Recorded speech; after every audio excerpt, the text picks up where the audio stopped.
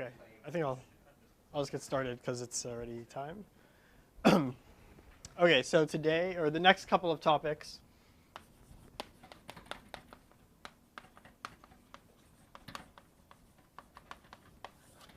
we're going to see today link cut trees. There's a data structure that can be used to speed up blocking flow. And we're also going to see like min, cost, max flow. I don't know if we're going to get to that today, but maybe Tuesday. But we're going to see link cut trees today. So before I tell you what link cut trees are about, or like what operations they support, etc., let's just revisit the blocking flow algorithm that we looked at Tuesday. Okay, so we saw on Tuesday blocking flow.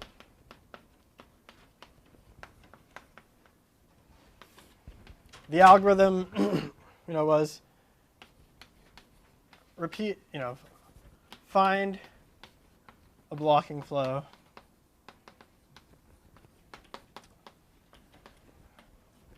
augment flow by f, iterate until we can't find a blocking flow anymore, until there's no more ST path in the residual graph. Okay, and we said that the time was number of iterations times the time to find a blocking flow.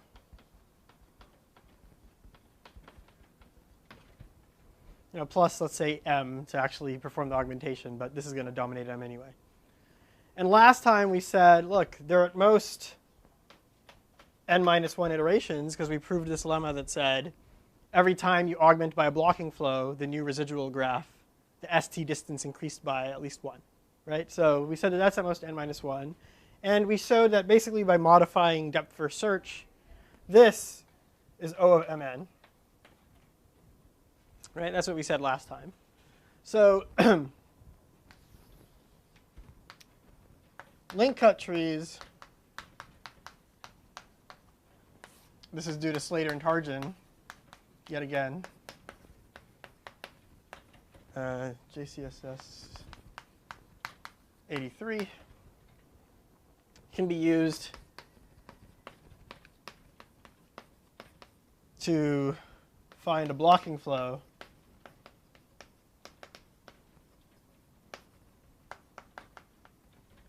in time O of m log n. Okay, it's a data structure. And it's a data structure that you can use to find blocking flows faster. And there are other applications of link cut trees as well, which you might see in the final p-set. So before I describe to you the operations that a link cut tree supports, let's just look at what happens when you try to find a blocking flow in the level graph. Right? So remember, blocking flow example. So let's pretend that we have some level graph.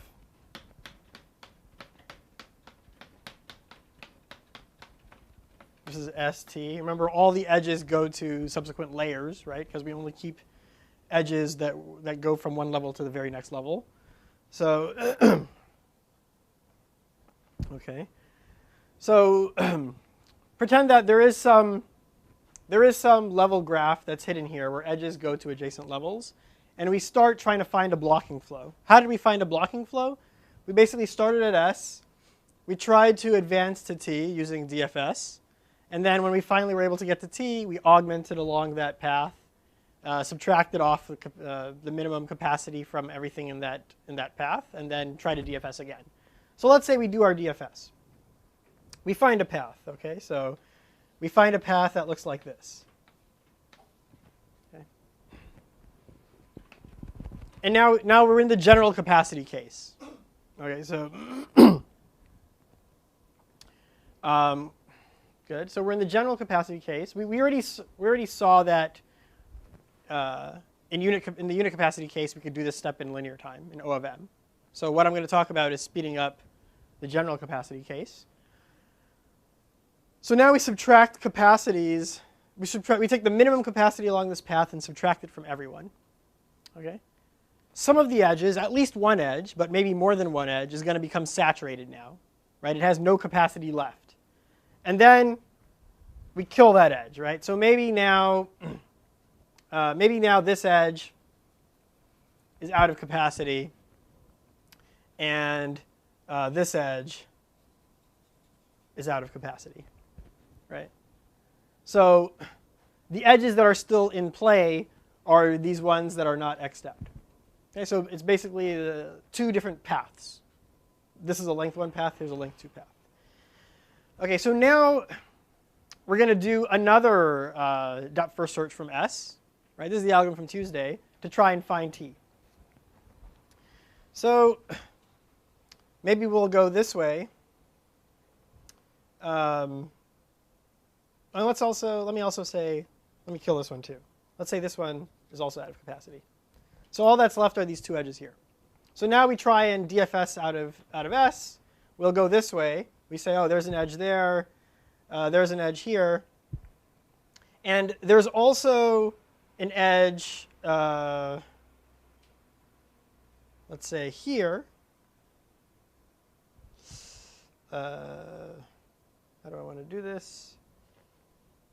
Let's say there's also an edge now here. Okay? So normally now, so we're DFSing, we got here. Normally we try to advance one more step. Right? And that's what we would do in what I described Tuesday. We would just advance one more step and try to continue on to T. But if we somehow remembered in a data structure that, hey, there are these two edges that are still alive here, we should be able to just kind of skip right to here, to the end of that path, right? And then from here we would say, oh, there's no way to get to T, and we'd backtrack and kill that. And then we'd find some other path. We'd say, okay, there's actually a way to get to T this way. And then now some edges got saturated. So now when we augment along this path, some edges get saturated. Maybe these two. And then the next time we do a DFS from S, maybe we'll go here, and then we'll go, there's an edge that goes up here, and then we'll say, oh, we remember in our data structure that these three edges already exist. We can basically skip ahead and bypass DFSing all the way through these edges and just skip straight to T, and then now augment along this. Okay, so the point of link cut trees, you'll see exactly what they support. And this might sound a little sketchy right now, but what they do is they remember these fragments that still have capacity left. Fragments that you had already explored and are still alive. You should be able to reuse that knowledge that they're still alive and jump ahead. Okay, so that's what link cut trees support. Okay, so let me, and by the way, these aren't necessarily always going to be paths, right? So for example, you could have imagined that actually I went this way, and then I jumped here, and then I skipped ahead to T, and then now maybe some edges get saturated. So for example, this edge got saturated. So now the fragment that's left is not really a path. The fragment that's left is this tree, right? Imagine, right, I have this tree that's left. Okay, so in general, what's going to be left are trees. The fragments that are left over are trees. So link cut trees, it stores a collection of vertex disjoint rooted trees subject to the following operations. Okay, so basically the operations that you need to be able to implement our blocking flow algorithm. So what are those operations? So one, make tree. all this does is it makes a new vertex and puts in a singleton tree. So the very first step of the algorithm to find a blocking flow would be to run make vertex n times to create basically the empty graph. Okay, operation 2 is find root.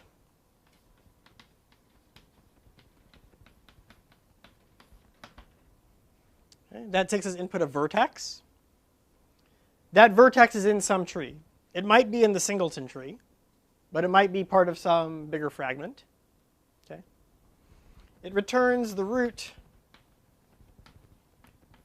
of tree containing V. And in this picture, I'm imagining that roots are things that are further to the right. So imagine taking this picture and rotating it. So T is the root of this tree. Okay, and it has one child, which has another child. This thing has 2 children. Okay. I mean, so find root is sort of exactly the kind of thing you would want to skip ahead, right? If you get to a vertex, you want to know, can I jump ahead to the right, which is exactly find root. Yeah. Why is it always a tree and not a DAG? Why is it always a tree and not a DAG? Hold on, let me see. So what would it mean for it to be a DAG? So the reason that it's not going to be a DAG is good. So kind of if a path. So you're going to see that you're going to see how we're actually going to call these subroutines in our blocking flow algorithm. But the basic idea is if there's already a path somewhere, we're going to just take it using find root. We're never going to ignore a path that already exists and then try to discover things a different way. Does that make sense? Like, so for example, you could imagine, let me make this little space. You could imagine we're in a situation where we found a path. This is an ST path. And then we did an augment, right? And then maybe now this edge got saturated. So now we want to start from, now we want to go from S and find another route to T. Yeah, so it is, what you're saying is correct in that, you know, if we had gone this way, maybe we would end up forming a DAG. But the way that we're going to run our algorithm is going to be such that if there's already a path out of S, we're going to use it.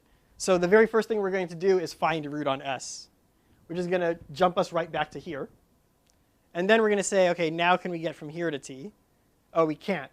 So we're going to do a retreat, as in Tuesday, and that's going to die here. And then, you know, maybe we'll find some other path. And then now maybe both of these are now saturated. And then now we're going to find another path from S to T, but again, we're going to reuse this edge. We're not going to, as long as there is some path out of S, we're not going to try and explore a new path. We're going to first take that path to its end. Does that make sense? Yeah. Okay. So yeah. Yeah. Can it happen that we find the same fragment that we've already used again, just by DFSing? Right. If we have a fragment and we end up somewhere in the middle of the graph that's not the target, and then we DFS and end up somewhere in a different part of the same fragment that we just came from. That we just came from. So wait. So first of all, in the level graph, edges only go forward in level. The level graph is itself a DAG.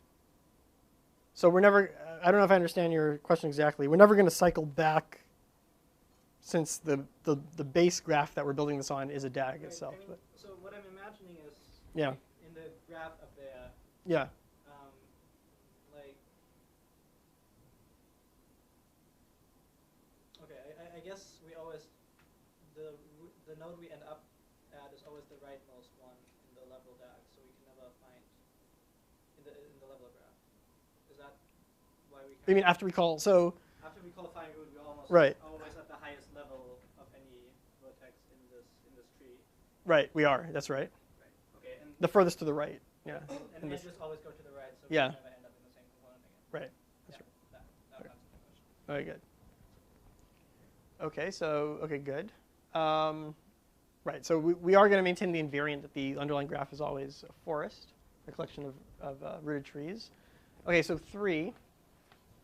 Another thing we're going to want is cut. Okay, what does cut do? It destroys the edge v parent v. Right. Which is what we're going to want to do when we retreat. Right?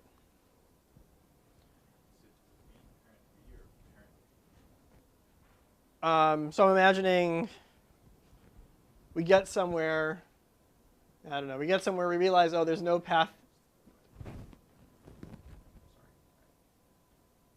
Okay, so let's say we got here. We realize there's no way to get to T, so we retreat. Now I'm going to cut on this vertex, and that's going to remove this edge.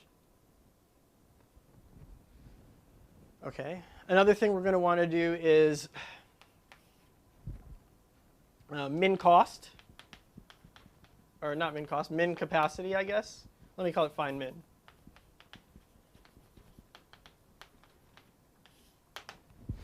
What does find min v do? Returns the lowest capacity edge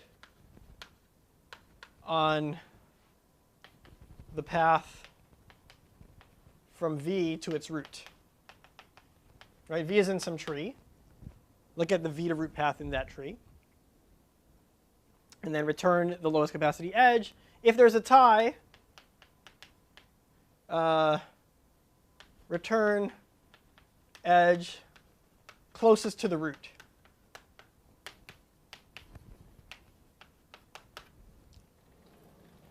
Okay.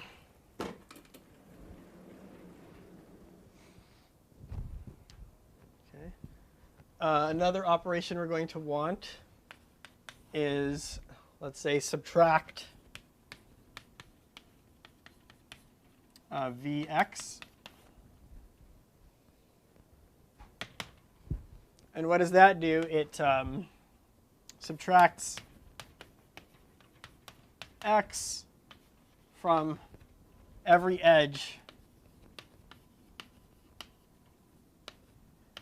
on the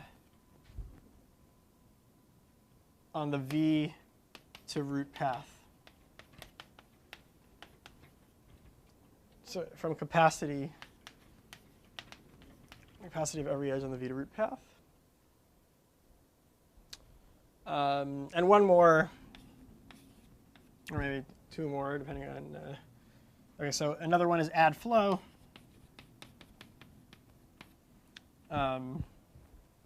Vx, which is add x to the flow variable for every edge on V to root path.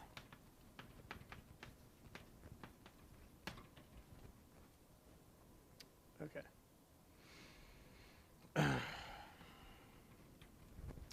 And every edge that's going to be alive in our tree is going to remember both its capacity and its flow. So if you give me an edge, you can just read off both of those things. Okay, so now let me just write down some pseudocode of how you would actually implement blocking flow using these procedures. So before I do that, are there questions about what any of the operations mean?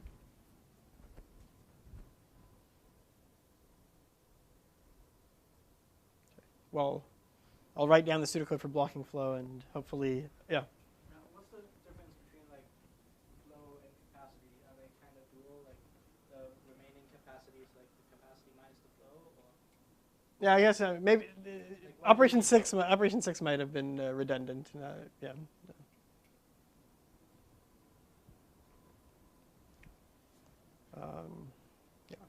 Might have been redundant. Because another thing you could do is just, right, you know all the initial capacities of all the edges, and then at the end of running everything, you know what the new capacities are, so you can infer what all the flows had to have been. Yeah, so you actually you don't need operation 6 separately. Okay, so blocking flow. So how are we going to implement this? So initially, make tree n times, and then I'll say while true. So V is find root on S. Okay. Now, if V happens to be T, I'm happy. Okay, and then I just augment. If V is equal to T, I'll use this notation. If V is equal to T, then let's say, let me use comments. I'll comment my code. It's good practice.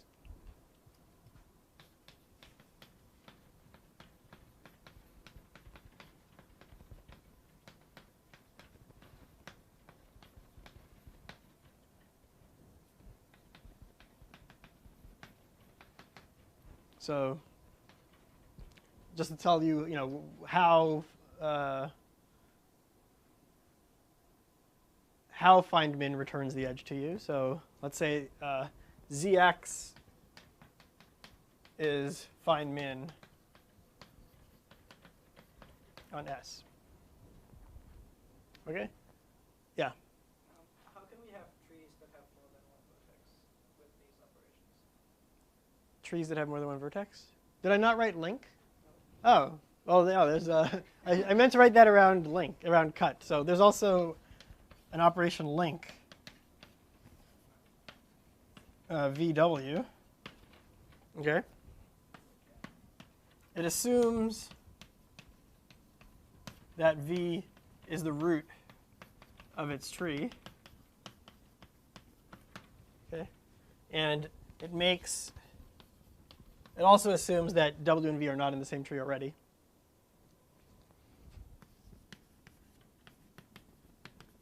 Are in different trees.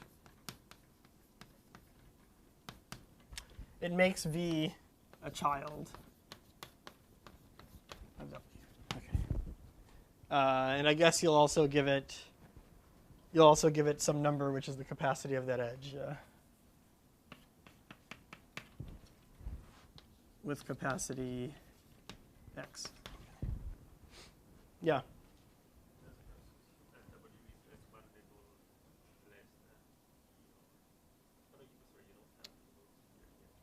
Right, so I mean, W will be something on the next level in the level graph. But initially, so there are two graphs, right? There's the level graph, which all of this is being built on top of. But then there's the graph which is the collection of trees we're maintaining, which you can think of as being a subgraph of the level graph. So initially, the graph we're maintaining is empty. There are no edges at all. And then we're slowly adding edges in the level graph as we go along, building our blocking flow. Does that make sense? Are you still thinking? So the vertices in your trees, they don't have the label attached to them. So the vertices, these n vertices that I'm making in this graph. So okay, let's say that the level graph is L, and the graph I'm building, which is this collection of trees, let's call it H. Okay. So initially, so L and H have the same vertex set. Okay, and H is going to be a subgraph of L. Yeah, they have the same name. Yeah, just think of them as being the same vertices. It's a different. Just think of H as being an actual. Think of H as being an actual subgraph. So you know the labels of the vertices. Yeah. And you know, like, you know who their neighbors are in L. No. Does that answer your question? Okay. Any more questions? Okay, good. So this is going to be the minimum. So the minimum edge, minimum capacity edge from S to T is the edge Z parent Z, and it has some capacity X. And what we're going to do is we're going to, well, as you said, we don't really need to add flow because it's all implicit. We can know what the flow was at the end anyway. What we can do is we can subtract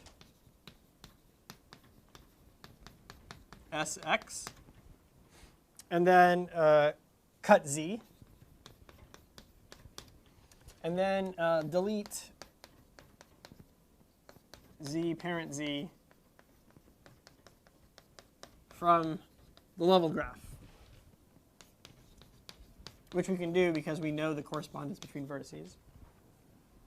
And then continue.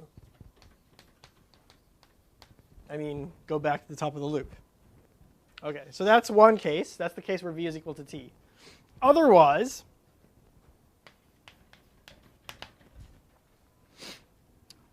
so what do? We want to try to advance, right? So we'll try to do that. Else, I'm using my comments.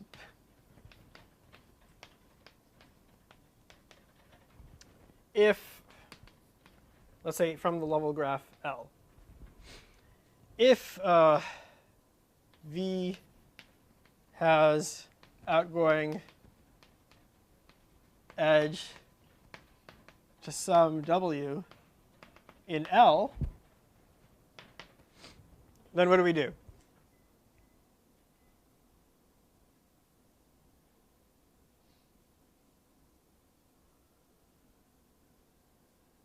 What should we do? Huh? Yeah. Okay. Well, I mean, what? There's no. So what operation do we do in our link cut tree? We link, right? So remember, V is the root. We did find V is the result of find root. It is the root of its tree, and now there's some other W which we know we can connect to. So we want to link V to W. Link V to W with the capacity, with weight capacity of that edge VW in L. Okay, so we tried to advance. Otherwise we can't advance, so we retreat. So what do? Well, first of all, if V is equal to S, right, that means there's nothing left to do. We break. We're done. We break out of the loop. Otherwise, what we want to do is retreat and delete this edge. So for each child, let's call it Y, and we can be aggressive about it, right? I mean, we can basically, if we know that there's nowhere to go from V, we don't only have to delete the edge that led us to V. We can basically delete anything that's coming into V, right? Because we know that V is basically a useless vertex from now on. So for every child,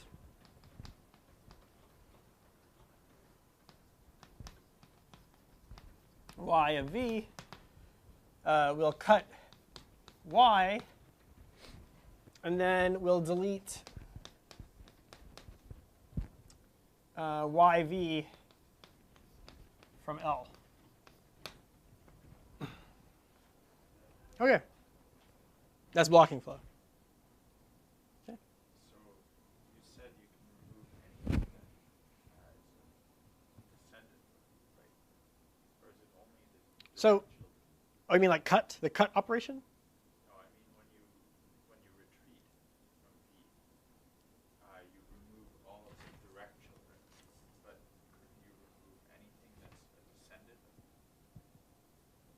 remove anything. So what does retreat do? Retreat deletes the edge that just led you to V, right? So when you say remove a descendant, what do you mean remove the descendant? So we're not removing vertices here. I mean, we are removing the vertex V.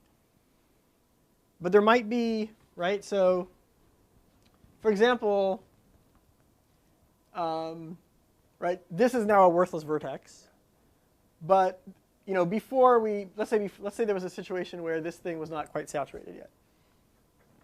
But still, it's a worthless vertex, right? If we ever now this situation would never actually happen, but because of this. But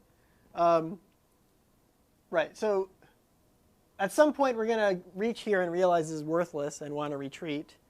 We should delete this edge, right? We should get rid of this. But we shouldn't do things to its descendants because, maybe this vertex here might have some other way to get there. And also this vertex itself, like this edge might still be useful because evidently it was, because then we rerouted this way, for example, right? So we're only deleting the edges that come into that vertex. Yeah. When V equals T, you subtract the SX cut Z, then there are also some edges that have zero capacity have the path, right? And you get only the edge that's close to the root, but there might be some other edge that have capacity zero before. So you have that. So Oh yeah, yeah, that's a very good point. So that's exactly why I wanted to return the edge closest to the root, because what's going to happen, right? So that's a very good point. So here's S, here's T, right? We found a path from S to T, right? Maybe it happens that these two edges are now saturated. When we do find min, it's going to return us the one that's closest to the root. And then we're going to delete it. but then you delete the other ones, right? I'm sorry? Yeah, you delete that edge, but you have to delete the. So actually, let me not cross it out yet, because we haven't actually deleted it yet. Let me just draw it in yellow to say that it's saturated, okay? So good. So this edge is, so the graph that we're maintaining in our link cut tree has all four edges right now. But then we do find min, we realize that this thing is 0. We delete it. But S is still in this tree. So the next time we go to the top of the loop, we're going to do find root on S again, right? And, oh, I see. So do I need to? There, so you get to the last edge. I'm, The last vertex. right. So I might need to do this. I might have a little bug here where I need to repeatedly. You mean the while after cut. Yeah, I need to repeatedly find min on S over and over again and remove everything that has 0 capacity. Yeah, otherwise. Yeah. Well, programming without bugs is hard. Oh yeah. You just now have like find it and returns all of the edges that have lowest capacity. I'm sorry. Instead, can you just have find min that just returns all of the Oh, you mean redefine find min? yeah, and it returns all of the edges with lowest capacity? Yeah, you could do that. I mean, but then so later I'm going to write the code for find min, and then I would have to make that longer. So I could just say, as you said, so if equals T, so do this, and then now in here somewhere, I guess. So find min in a loop to remove 0 capacity edges. Okay, does that make sense? Right? You keep finding loop, you keep find minning until there are no 0 capacity edges left, and then each one you find, you delete it. So I think now I'm. Find root for that guys that after the yellow edge. I'm sorry? Yeah. Yeah, because if you remove an edge. Yeah, but you're talking about the implementation of cut, right? What you're talking about will be handled in the implementation of cut.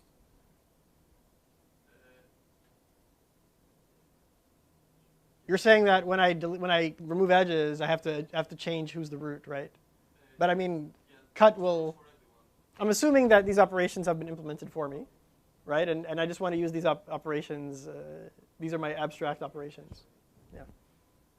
Yeah. When you remove the saturated edges, do you need to remove the intermediate edge there that goes between two saturated? Oh no, that edge is still alive as a fragment. So at the end of this, these two things will be deleted. And then what will be left are these two edges. Two separate trees, each is a single edge. Well, technically, 1, 2, 3, 4, 5 trees. No, 3 trees. 3 trees. 2 of them will have singleton edges. 2 of them will have a single edge, and 1 will be an isolated vertex. Okay. Yeah. So every time you link, you go back to the source node, and then you find root again. Sorry, say it again? So every time you link to nodes, Yeah. how the algorithm is right now, if I understand that you just go back to the source, Yeah. and then you just find root. So you just go back to Yeah. the source every time you link. Yeah. I mean, yeah, you don't have to, but it'd probably be smarter to just stay where you are, because you know that you're going to just jump right back there and find root. I was just trying to write the shortest correct code I could, and I still had a bug. So, but anyway, yeah. Does Feynman return the lowest capacity edge or the one with capacity 0? The lowest capacity edge. Yeah, but then, so you keep running this, you keep running Feynman over and over again, and then once it returns an edge that's not capacity 0 anymore, then you're like, okay, I'm done cleaning up all the dead edges. I'm sorry? Yeah, Feynman of S. Feynman of S. Feynman of S. Over and over again. Yeah, you can. I think that's correct. You can think about it, but If you have netted remove that edge, then you should change that guy's root, right? Because you look somewhere else. but why do you care? Remove that edge and keep that. Why do you care about that? I mean, you're always removing the one that's closest to the root of S's tree. So all the ones that you need to clean up after that are still a part of S's tree. Okay, so good. So what do I want to say? So the basic idea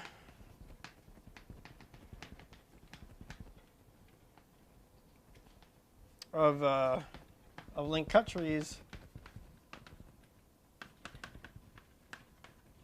is to store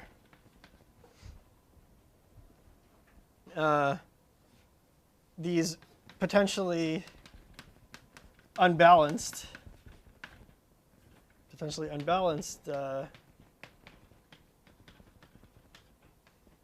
trees using balanced binary search trees.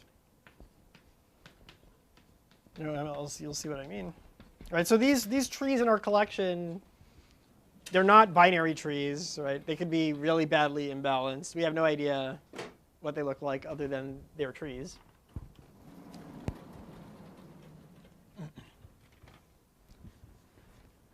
And actually, we're going to use splay trees to inside of this implementation. You'll see how in a second. But just to tell you what we're shooting for, what's the running time now of blocking flow, right? So every time we go through this loop, we're going to delete an edge, right? So every time how should I say this?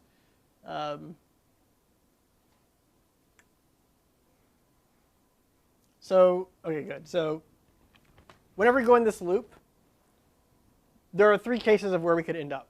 If we link, that means we exploit an edge for the first time. That can happen at most m times. This case can happen also at most m times, right? Because the edge gets deleted, so we can't delete more edges than exist. So this happens at most m times. Also, when we augment, notice that to realize that we had to augment was a single operation. We just figured it out from a find root. right? So we're doing one operation here. And then all the additional operations that happen from find mins, in aggregate, that can't happen more than m times, because every one of these find mins, except for possibly the last one, results in an edge deletion. Okay, so the number of times we perform link cut operations overall is m. Okay, so if we can show that we can perform every single one of our link cut operations in log n time, that will give m times log n blocking flow. So really the name of the game is get everything in log n time.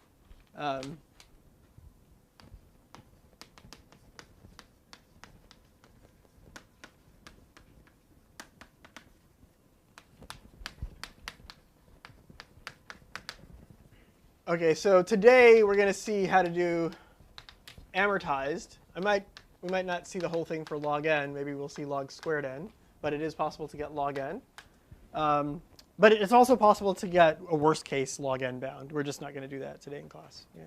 So you can look at the paper if you want to see how to get a worst case bound. The data structure itself has to get a little bit more complicated. Okay, so we're going to use something called, so we have this tree. Let me draw a tree. There's going to be a collection of trees, but let me just draw one of them.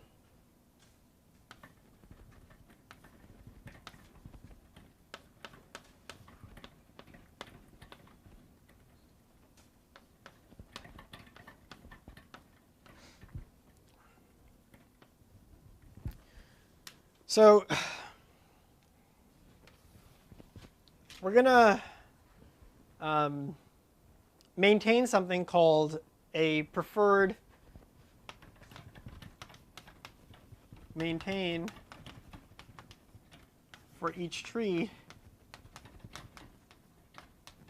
a preferred path decomposition. What do I mean by that? Every vertex, except for the leaves, will have a preferred child. And how is that defined? Preferred child of V is equal to none. So vertices can also not have a preferred child at all. It's none if V was the last node accessed in its subtree. You'll see what I mean by accessed very soon. Otherwise, it's the child containing the subtree the child containing subtree containing the last access node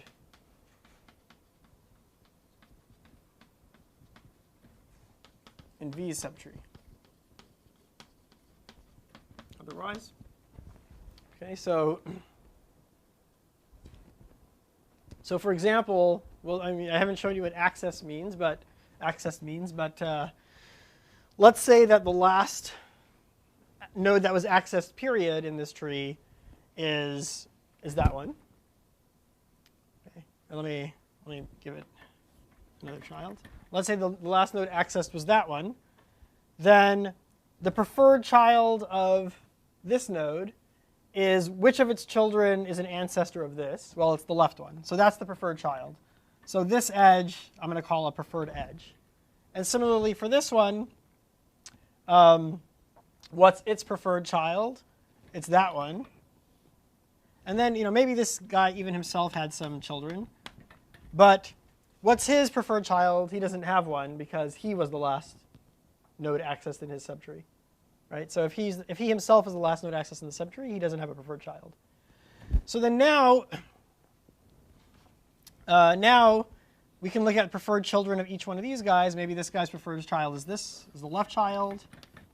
Maybe this one, the preferred child is this one, and then this one, and then that one. Okay. So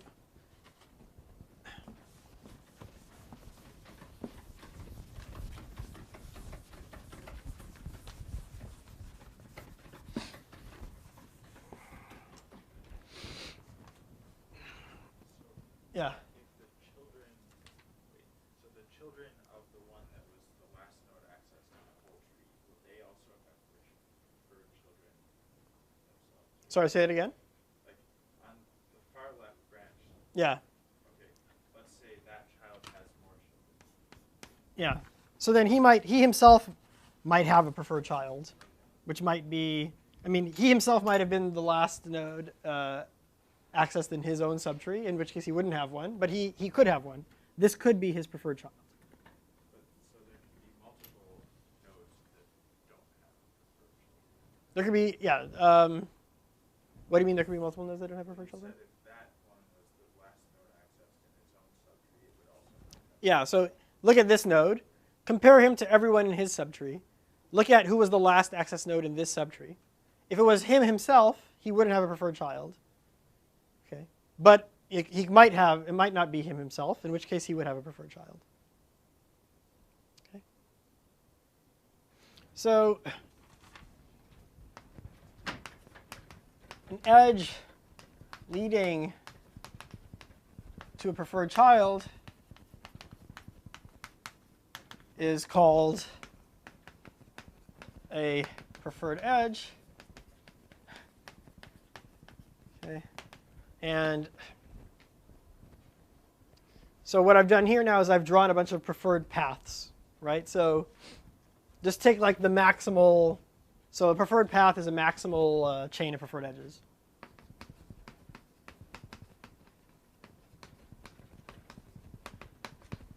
A maximal chain of preferred edges.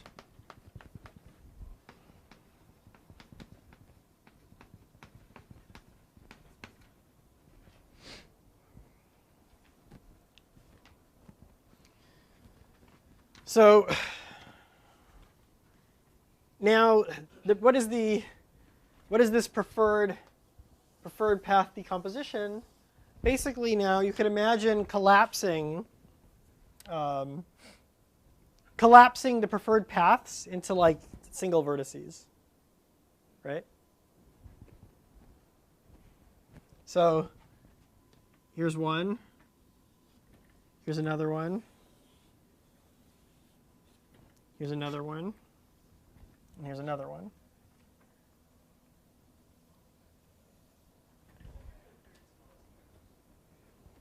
Okay. So we have sort of a tree of paths, right? And then there are these white edges that connect these paths to each other. So the preferred path decomposition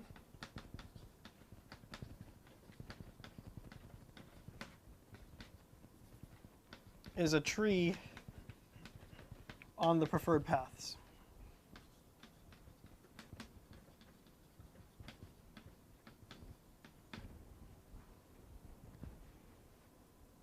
Okay.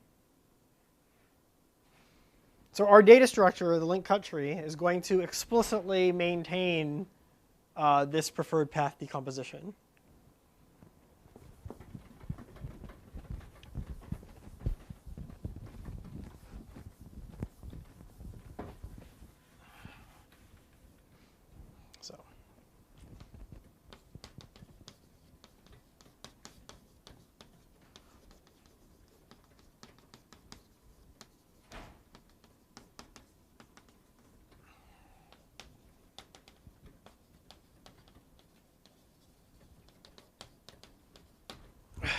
Okay. So how are we going to do that? So each one of these paths, we're going to store in a balanced binary search tree. So we're not actually going to store it in a balanced binary search tree. We're going to store it in a splay tree. But you could store it in a balanced binary search tree and get, say, log squared n bound. But I'm just going to skip straight to splay trees so that we can get the log n bound. We'll store each. So you should ask me a question right now, right? It's a binary search tree, right? So what do I mean store in a balanced binary search tree? What's this? I don't know. Does a question come to mind as I'm writing this? Yeah, exactly. What are the keys? What's the ordering?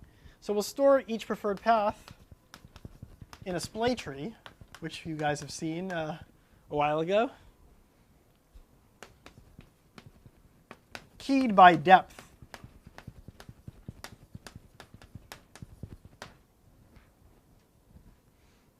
Okay. So someone higher in the tree is smaller than me. A higher node in the tree is smaller. Okay. So do we Yeah. still store the tree itself somehow, or is it like is this the entire data structure, this splay tree, or is there? Oh, so let me draw a picture now. Going back to that, going back here. So let's see what would happen here. Basically, these three nodes would let me call this A, B, C. This is C here, and D. Okay. We'd have some splay tree storing the nodes of A. Then we'd also have a splay tree storing B. But there would be a parent pointer, a path parent pointer, which we'll store at the root, let's say, of B. That'll just tell us where does this hang off of. It'll tell us specifically which node does it hang off of. So there'll be a pointer, say, like this, telling us basically this, like remembering this edge. There will also be a tree for C, and there will be a pointer remembering that edge. There will also be kind of a singleton tree corresponding to that vertex here. And then we'll remember that edge. Okay. So there'll be like this tree of trees. Does that make sense?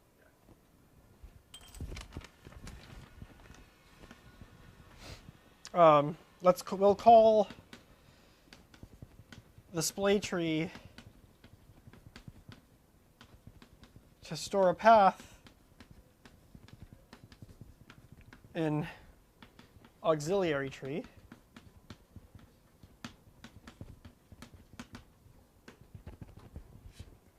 And the actual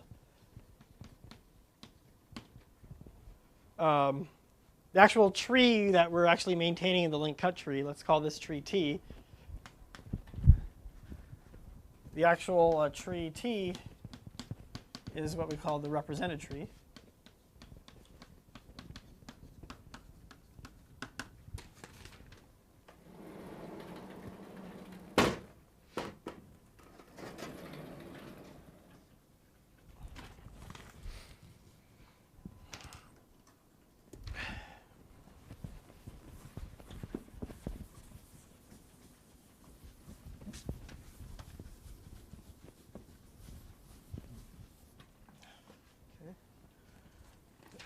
So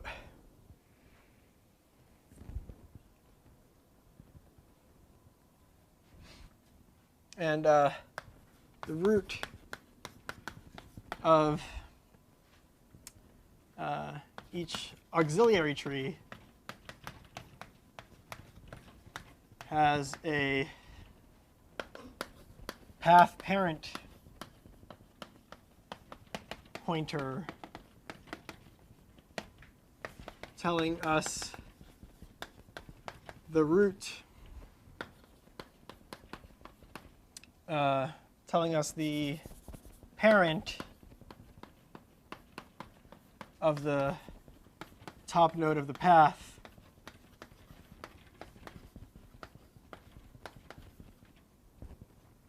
in the represented tree.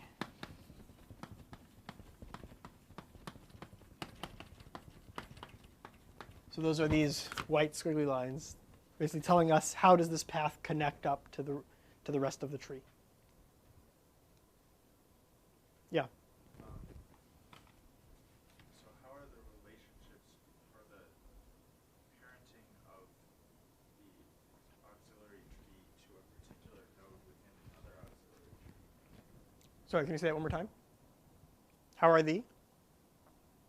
So, like, their B has a child, which is just a singleton, right? So B has a child with just a singleton. That's right. Okay, so that child's parent is a Oh, I guess. particular node. Wait, this is actually this should have been part of B, right? I said that was preferred. But yeah, you're still right in that this is all part of B. But yeah, this is a child of B. So should we remember that that is a child of either node within B or only that it's a child? So this node will remember. So this is going to be a singleton tree, a singleton auxiliary tree. It's going to remember who its parent was in the actual tree, but B won't remember. The auxiliary tree in B won't remember who's hanging off of it.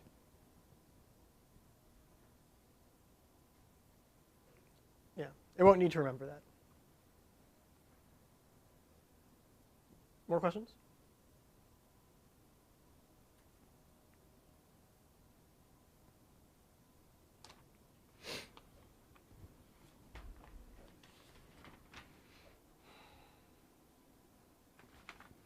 Okay. So good. So now I want to talk about how to actually implement operations.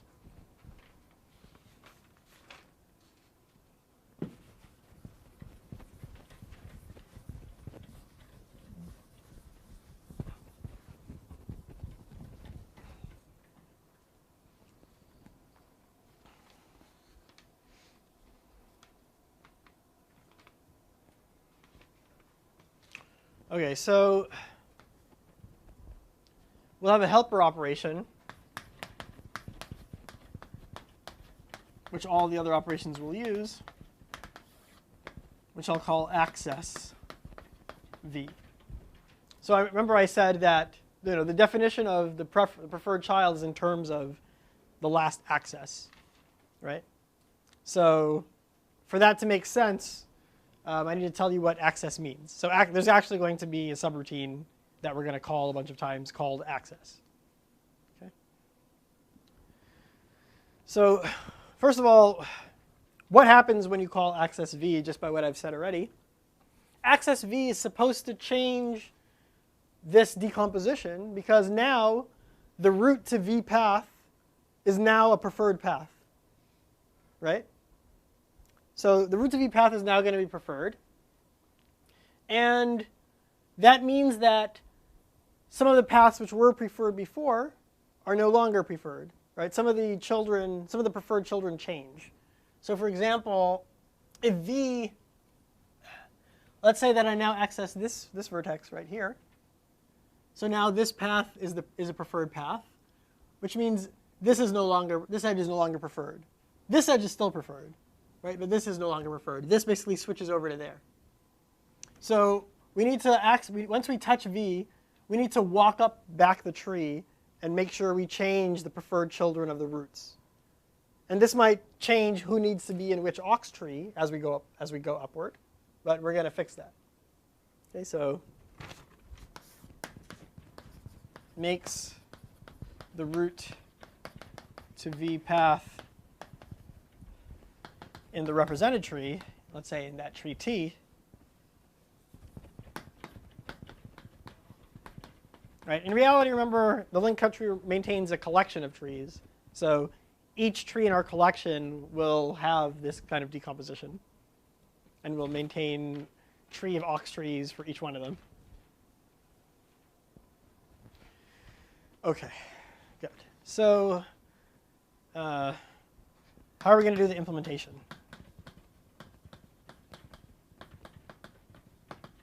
So we're going to make sure.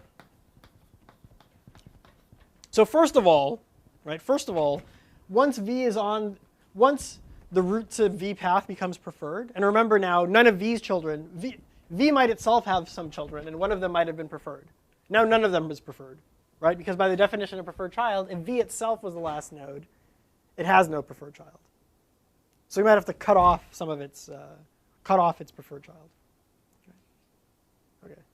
So the way we're going to implement this is, so now after V has been accessed, it's part of the root auxiliary tree, right? It's part of A, basically. And we're going to make sure that not only is it an A, but it's actually the root of A, which is splay, basically, right? So make sure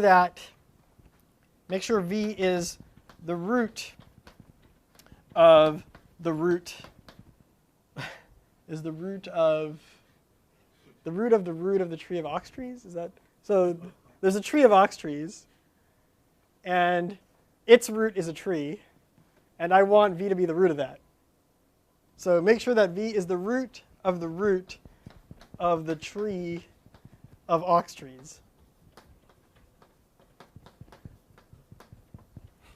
Okay, so that's how we're going to implement it, and how exactly do we do that?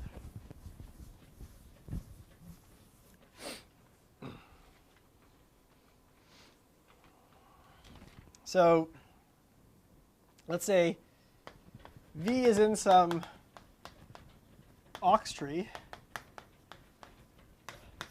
which is a splay tree, implemented as a splay tree, so it has some there's V. This is an ox tree. Okay. So now we're going to splay V. So now this is V, and now it has some children. It has a left subtree, and it has a right subtree. This is still the ox tree that it's in, right? This ox tree itself. This ox tree itself has a path parent pointer, right? Okay, so now V is the root. So what can you tell me about one change that definitely needs to happen now? V has no preferred child, right? So what does that mean? Both subtrees? What's in the left subtree and what's in the right subtree? How is this splay tree keyed? By depth. So who are these guys and who are these guys? Yeah, people above me in the path. So I need to cut out the right, basically, right?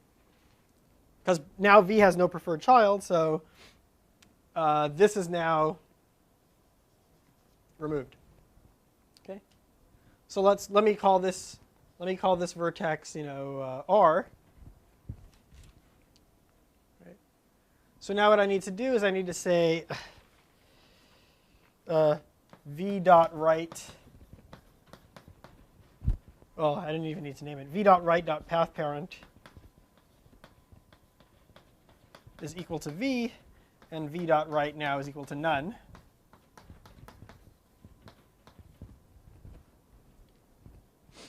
Okay. But then now, okay, so that's now fixed. But now we need to go up the tree and start changing preferred children up the tree.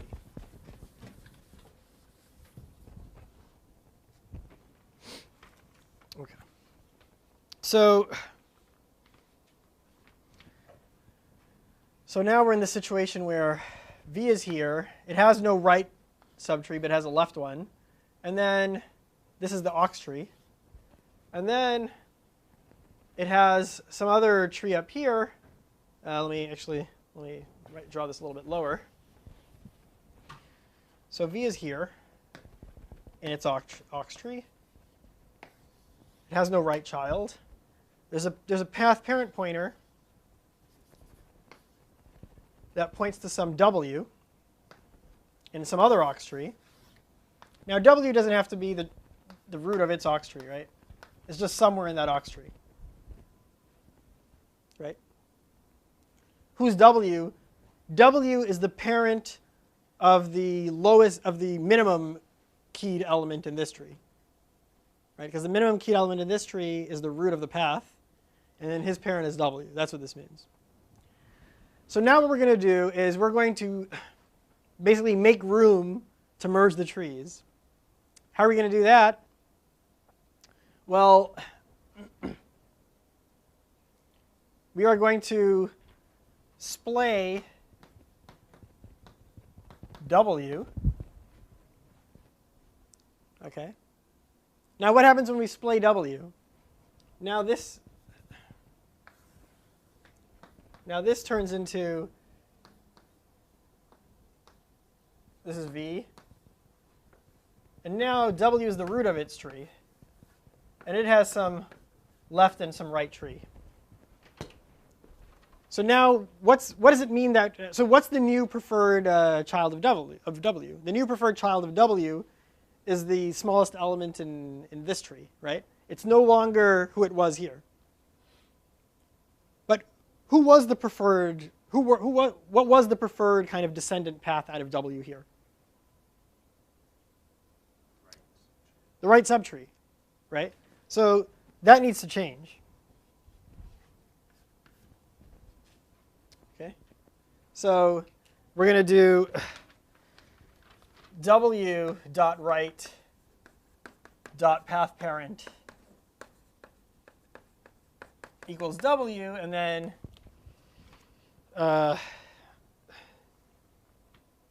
w.right.parent is equal to none. I guess I should have done that here too. v.right.parent is none as well in the aux tree. So basically we changed a parent pointer into a path parent pointer. And then now who's going to be the new right child of W? Yeah.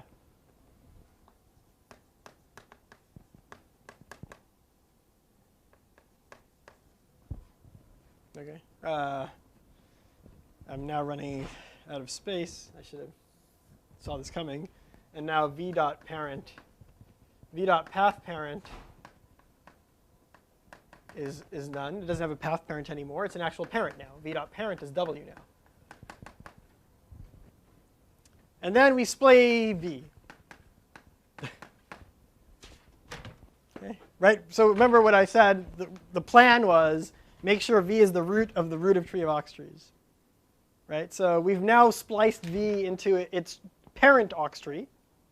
But I'm not satisfied with that. I want it to actually be the root of everything. So then finally when we do that, we splay it again. Okay? And we basically do this in a while loop until we're actually at the root aux tree. Right? So when you spliced V with this left subtree as the right subtree of W, now does that leave W's splay tree in an inconsistent state or something? What do you mean? Why do you say that? Because now So just like so W's splay tree, this aux tree no longer has a right child hanging off W, right? This got kind of branched off. This is now its own aux tree. And now we just take this aux tree and make it fit inside this aux tree. We basically make this take the place of that. I also need to make sure that I change V's path parent to be W's old path parent. V is now the root, so it's path parent, right? So now v.pathParent is w.pathParent. And W no longer has a path parent. Sorry, this is terrible. You need to make sure you maintain the path parents. Okay, but hopefully the idea makes sense. Does the idea make sense? Does the idea not, yeah. V's left subtree now consists of the descendants of V's. Right, in its path. So V is somewhere along, so V is in this path, right? Not the descendants, the people above it in the path. Everyone here is higher than V in the path. V is the bottom of the path, right? And then we know that this path links up to W. So we basically kind of splice those two paths together and cut off everything that was below W before. So basically, W's preferred child just changed, right? Because everything here is hanging off of W. W had some old preferred child, but now that V has been accessed, this path is now the preferred path leading out of W, not the old one. So this lets us cut off the old one and insert the new one. So do we need to splay the highest up thing in V's path before adding it to W's path? No, because everything, right? Everything here is at a lower depth than W is. Everything here is at a lower depth than here, right? Because everything here hangs off W in the represented tree, right? So it's valid to put everything here to the right of W. Does that make sense?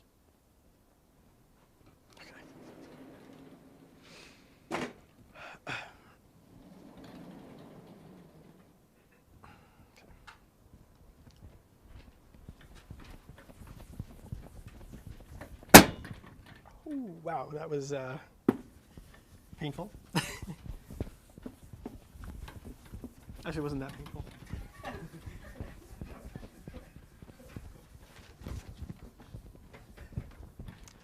Okay, so that's access. That's really all there is to access. Notice that kind of the runtime of access is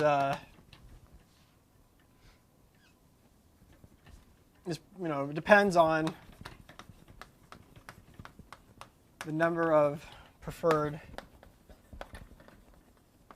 child changes after accessing V.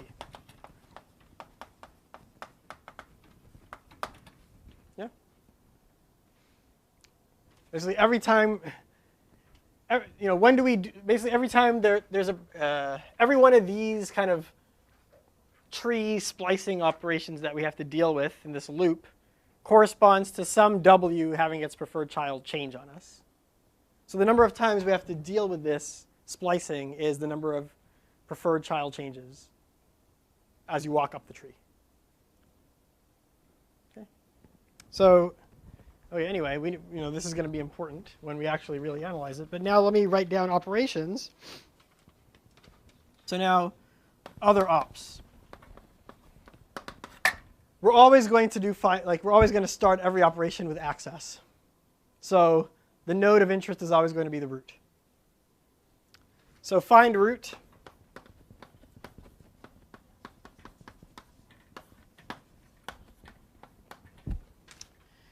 First, access V.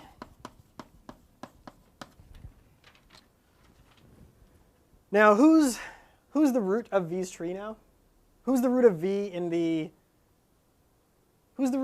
represented collection of trees? Right, V is in some aux tree now. It's the root of all the aux trees. Huh? T? Wait, when you say T, what do you mean by T? Right. So, its root is a vertex, right? So who's its root? Well, the point is, after you do an access, V is now, the root to V path is now the preferred path. That entire path is the root aux tree, right? So who's the root of V's tree in the represented tree? It's the lowest depth element. Right? It's the lowest depth element in V's aux tree. So first access V and now return lowest depth element R in V's aux tree. And for good measure, we'll also just now access R.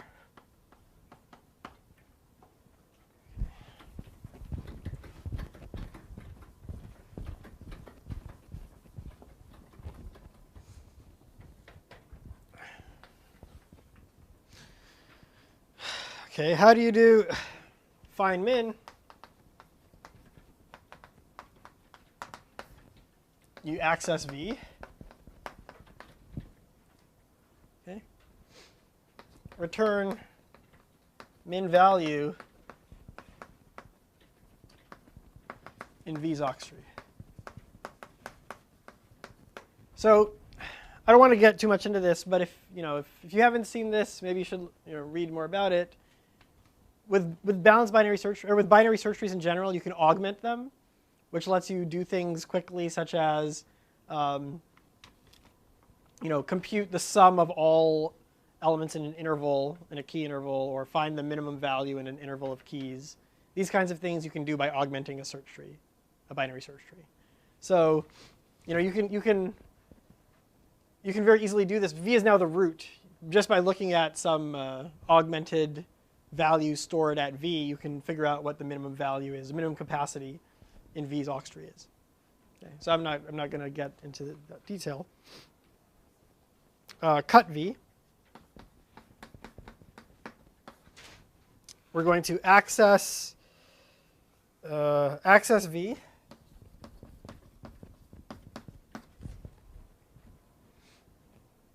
Okay, so now what? Now how do we finish the implementation of cut? We're cutting V from its parent in the represented tree. Who's its parent after we've done an access on V? The left subtree is the tree that contains the parent. So now V dot left is equal to lift dot parent is none, and V dot left is none as well.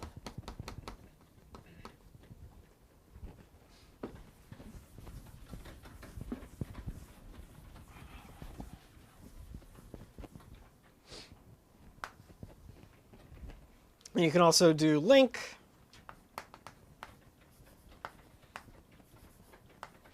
VW. I'm not going to, so there, you can deal with the weights also, but that's going to be a minor thing. So access V.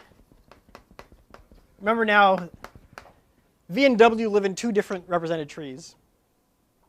Okay. And then access W.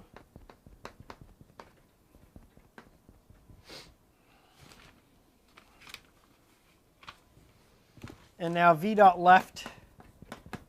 So W is the parent of V now. So V dot left is W. And W dot parent is V, right? So W is on the left, which means it's higher than us in the tree. Okay. Does that make sense? So V can't have had a left subtree here because it was already the root of its represented tree. That's right. There was nothing at a lower depth than V in its represented tree. So these are all the operations. Oh, I mean, there's the other ones, subtract, etc. You can do those as well by doing this trick of augmenting your binary search tree. Okay, so you can do those as an exercise. But now the question is just,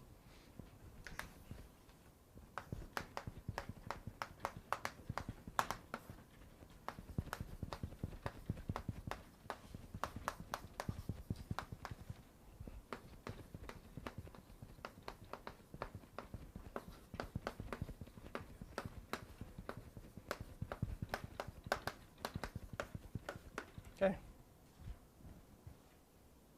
So all the code is laid out for you, more or less. So now it's just a matter of proving the runtime bound. And I think what I'm going to end up doing is Tuesday I'll show you log squared n, and then your final p set I will make you prove log n with a hint maybe. Okay. Okay. So that's everything.